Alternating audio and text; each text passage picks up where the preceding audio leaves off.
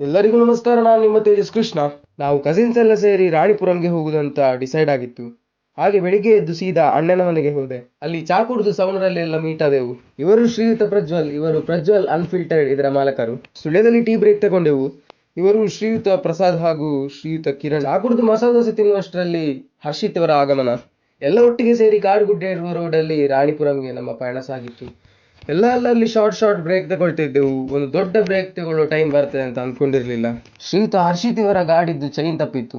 So ಅವತ್ತು Sunday ಆಗಿದ್ರಿಂದ ಮೆಕ್ಯಾನಿಕ್ಗಳು ಎಲ್ಲೂ ಸಿಗ್ತಾ ಇರಲಿಲ್ಲ. ಸೊ ನಾವೇ ಎಲ್ಲ ಹೇಗೋ ಮಾಡಿ ರಿಪೇರ್ ಮಾಡಿದ್ವಿ. ಅಣ್ಣನ ಕೈಯಲ್ಲೆಲ್ಲ ಫುಲ್ ಆಯಿಲ್ ಆಗಿದ್ರಿಂದ ಗಾಡಿ ಬಿಡುವ ಜವಾಬ್ದಾರಿ ನಂಗೆ ಬಂತು. ನೆಕ್ಸ್ಟ್ ಒಂದು ಜಂಕ್ಷನ್ ಅಲ್ಲಿ ಕೈ ತೊಳೆದೆವು. ಕೈಯೆಲ್ಲ ತೊಳ್ಕೊಂಡು ರಾಣಿಪುರಂ ತಲುಪಿದೆವು. ಹತ್ಲಿಕ್ಕೆ ಶುರು ಮಾಡಬೇಕಾದ್ರೆ ಇದ್ದಿದ್ದ ಜೋಶು ಮೇಲೆ ತಲುಪಬೇಕಾದ್ರೆ ಇರಲಿಲ್ಲ. ನನ್ನ ಫ್ರಂಟ್ ಇರೋದು ಪೃಥ್ವಿರಾಜ್, ಇವರು ನಮ್ಮ ಟ್ರಿಪ್ನ sponsor. How is peak 3 kilometre ಉಂಟು. ಎಲ್ಲ 1 ಕಿಲೋಮೀಟರ್ ಅಂತ ಹೇಳ್ತಾ ಇರಬೇಕಾದ್ರೆ ಇವರು ಮಾತ್ರ ಸತ್ಯ ಹೇಳಿದ್ರು 3 ಕಿಲೋಮೀಟರ್ ಅಂತ. ಪೀಕ್ ರೀಚ್ ಆಗಲಿಕ್ಕೆ ಮೊದಲು ಒಂದು ಎನರ್ಜಿ ಡ್ರಿಂಕ್ ಮಜ್ಜಿಗೆ ಕುಡಿದು ಪುನಃ ಹೈಕಿಂಗ್ ಸ್ಟಾರ್ಟ್ ಮಾಡಿದೆ. ಪೀಕ್ ಅಂತೂ ಸಖತ್ತಾಗಿತ್ತು.